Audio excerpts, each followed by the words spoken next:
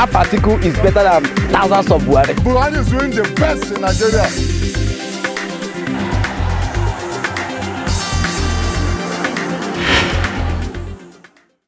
You're watching RootsTV Nigeria. This is Dance of Democracy. I am Itogi Mo Edet. Nigeria is holding gubernatorial elections on the 9th of March 2019, and it is expected that INEC will learn from the mistakes it made in the February 23 presidential elections. Well, I have me here in the studio to discuss the fallout of the presidential elections and going forward the 9th of March, as Nigeria across the country will be voting to elect their state governors. I have with me Barrister Esther Uzoma. She is the co-convener, Nigerian Civil Society Situation Room, and of course they were part of the elections monitoring group. Thank you so much, Barrister, for stopping by. Thank you very much, Imam. Let's start with the role of election observers in Nigeria's electoral processes. Does it really matter? Oh, yes, it does. The observer provides the third eye, the independent, the people's eye, the independent eye that follows the process and relates, the work or the job, or generally relates what the actors are doing to what the law provides.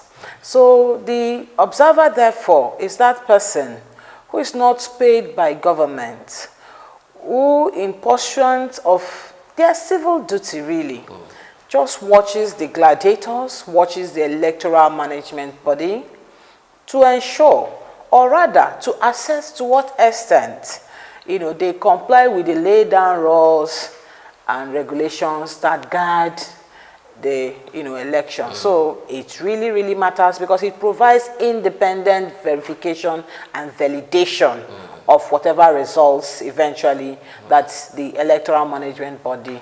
But as an observer in the presidential elections, were you worried about the body bag comment that came from the Kaduna State governor?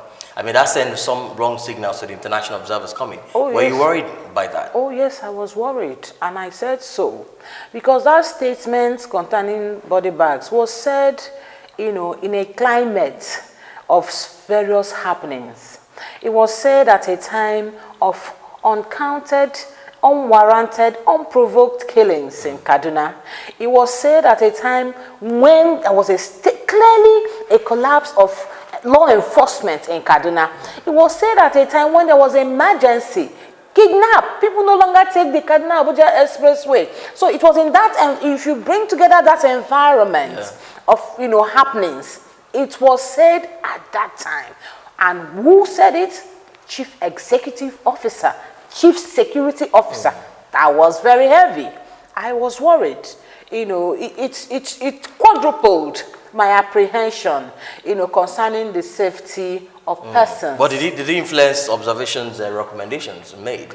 Because we noticed, when all the observers were giving out their recommendations, they weren't really straightforward because some other group noticed, wide riggings and irregularities during the processes. Did it affect the recommendations?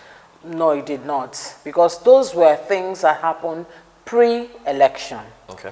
Yes, so for instance, from the Nigerian Civil Society Situation Room, that is where I'll speak for, we had observers cover the over 8,000 PUs. Okay. We also had observers in every polling unit, collating center, in the country. So what they saw is firsthand.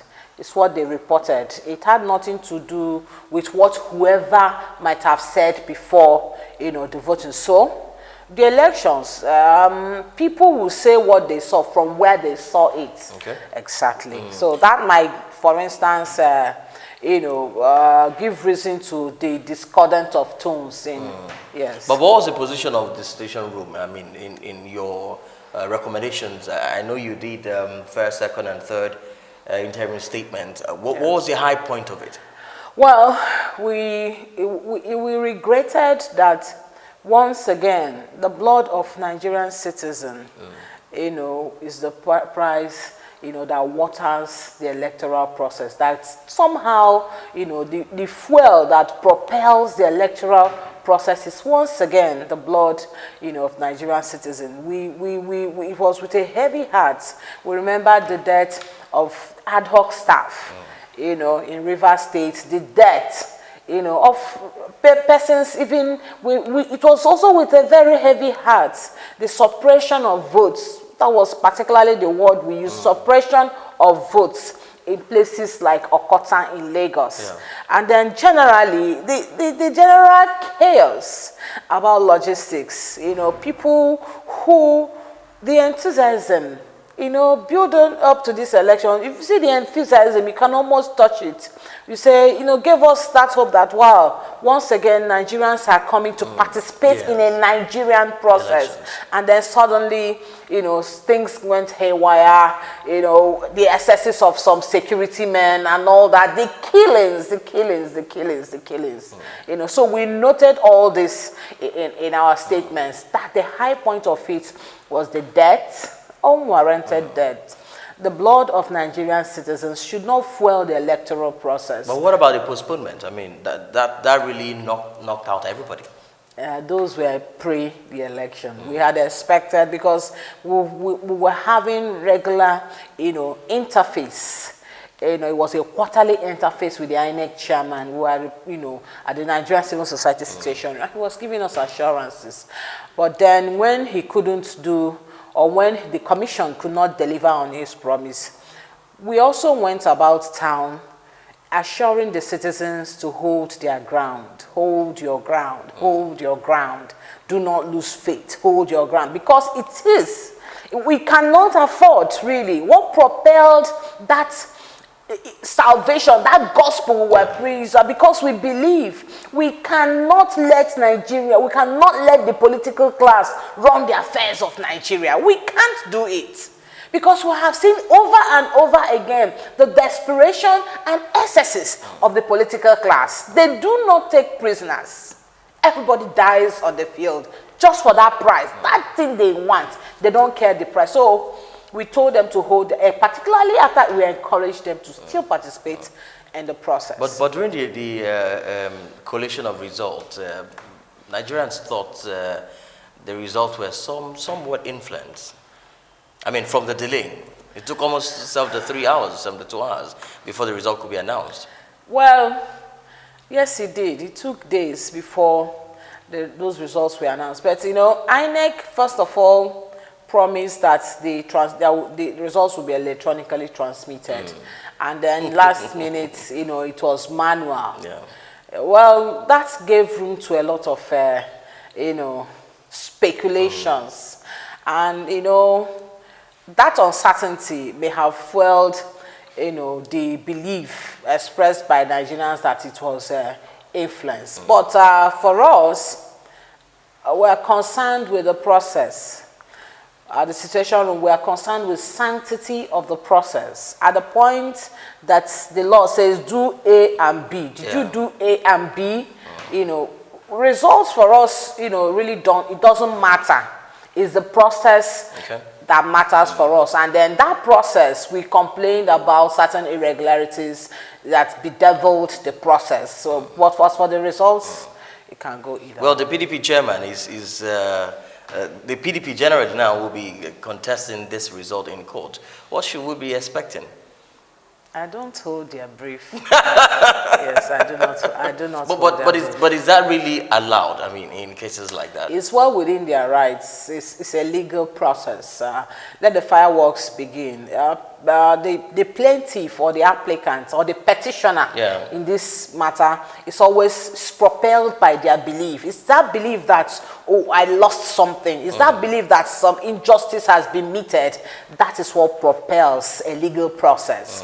So it's well within their rights. Yes. But what will happen in the case of the supplementary elections coming up this Saturday? The supplementary elections do not affect the presidential. I believe INEC came out with a clarification that the supplementary elections will only affect the National Assembly elections, not the presidential.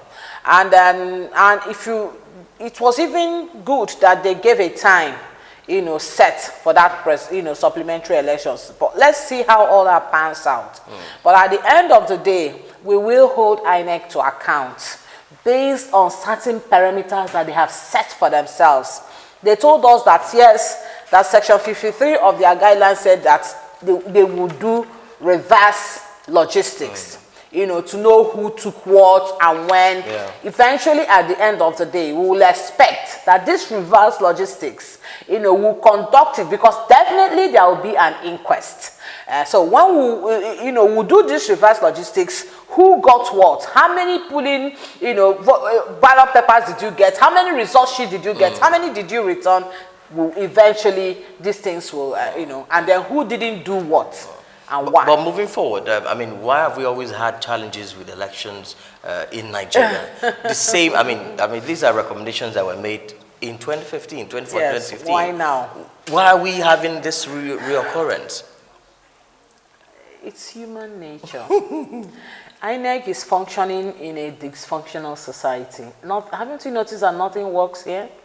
You know, you take 2 steps forward. You know, the political class, if you leave everything to them, they will infiltrate and desecrate everything. So our house was not functioning before INEC. You know, we expect a paradigm. I do not hold the brief for INEC, by the way. But the truth of the matter is, we expect a perfect society when INEC is brought. People, the INEC chairman said he was sabotaged. By who? By his staff. In fact, in the case in Imo State, the police had to arrest, you know, some officers before they could deploy materials. So how do you factor in internal how do you, this is an unprecedented level. So the political class now saw that the card reader, you know, will checkmate them. And what did they decide to do? They now decide to sabotage the internal processes of INEC. Deliveries were not made. Even when deliveries were made, just go and deploy these things that you already have in this state. Polls could not open on time. And, you know, some personnel, some staff are facing trial presently. This is crazy. But how do we move forward? Elections is in a few days. What would we be expecting? Do you expect to see a greater turnout from what we had last Saturday? Well, the salvation, the gospel that I will always preach is that let's not give up on Nigeria. Okay. Because not to participate in the process, it means, you know, we've given it up. Particularly, let's not give up. Let's not give it up to the political class. The political class, they are a very reckless class. That is to say, no host bad class. There are no rules. There are no rules for engagement. No procedure at all. Their salvation is their convenience. We cannot let the runnings of our country fall into the hands of those people. Therefore, let every Nigerian come out and participate in the electoral process against all odds. Indeed, we have been speaking with Barrister Esther Uzoma, co-convener at Nigeria Civil Society Situation Room, accredited election observers, and they were part of the 2019 presidential elections and will be part of the governorship elections. And we hope to have this conversation again to also take out the fallout on the governorship elections. Fantastic. Thank you so much for your time. My pleasure. And that's it on the show. Thank you so much for watching. I am Itogi Mo Edit. Join us again. Half article is better than thousands of words. Buhari is doing the best in Nigeria.